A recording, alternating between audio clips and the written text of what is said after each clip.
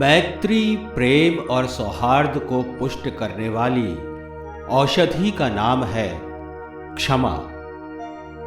मानवता और जीवन की महत्ता को बल प्रदान करने वाला अनुष्ठान है क्षमा।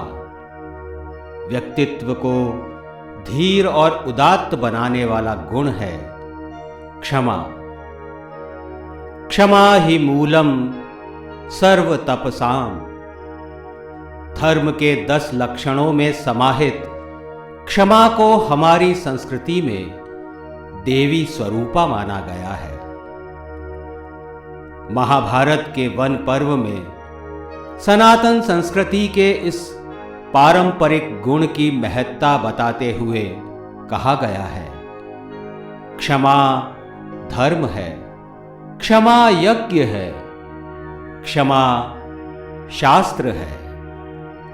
जब कोई व्यक्ति दूसरे व्यक्ति के प्रति मर्यादा विरुद्ध आचरण करे या जाने अनजाने अपराध कर बैठे तो उसका प्रतिविधान 2 प्रकार से हो सकता है, दंड अथवा क्षमा। अपराधी को दंड देना नियमानुशासन है और उसे क्षमा कर देना आत्मानुशासन। क्षमा मानव को सक्षम बनाती है, उसकी क्षमता का भावनात्मक विस्तार करती है। क्षमा दुर्बलता का लक्षण नहीं, बौद्धिक सबलता का महिमामय प्रकाशन है। जो दंड देने में समर्थ है वो यदि क्षमा करता है तो ये उसकी क्षमता का सदुपयोग है। इसीलिए कहा गया है, क्षमा वीरस्य भूषणम। राष्ट्रकवि दिनकर ने बहुत सटीक ढंग से कहा है, क्षमा शोभती उस भुजंग को जिसके पास गरल हो, उसका क्या जो दंतहीन विषरहित विनीत सरल हो।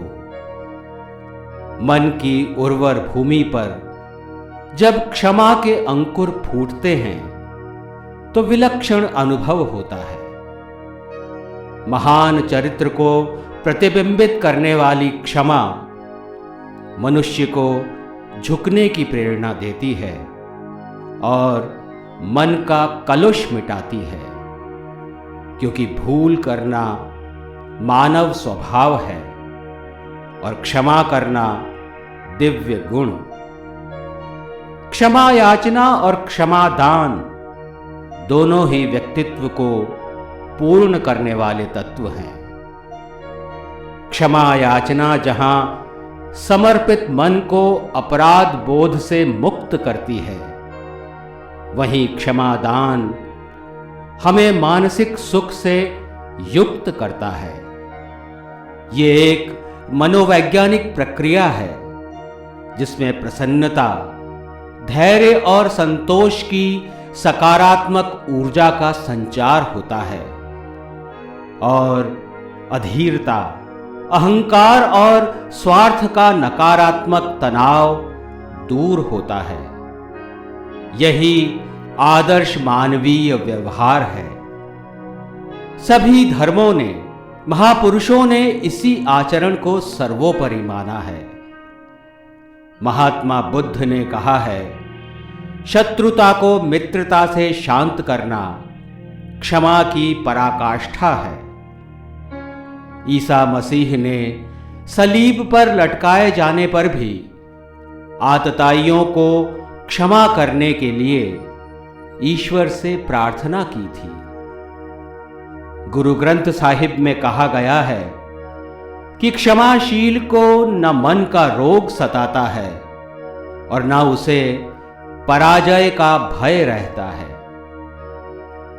जैन परंपरा में तो क्षमा दिवस आध्यात्मिक पर्व है जो समस्त जीवों के प्रति अहिंसा और मैत्री भाव को दर्शाता है और मन, वचन या कर्म से हुई भूल की क्षमा प्रार्थना का अवसर देता है।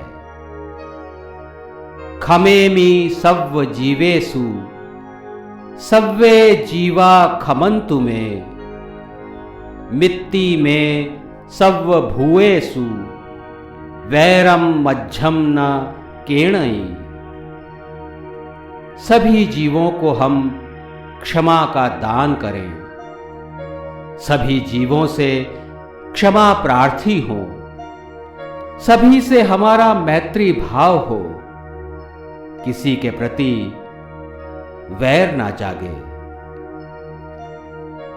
पंच महायज्ञों के इस मूल भाव को हम जीवन में आत्मसात करें और शुद्ध पवित्र मन के पटल पर अंकित करें। मिच्छामि दुक्कडम।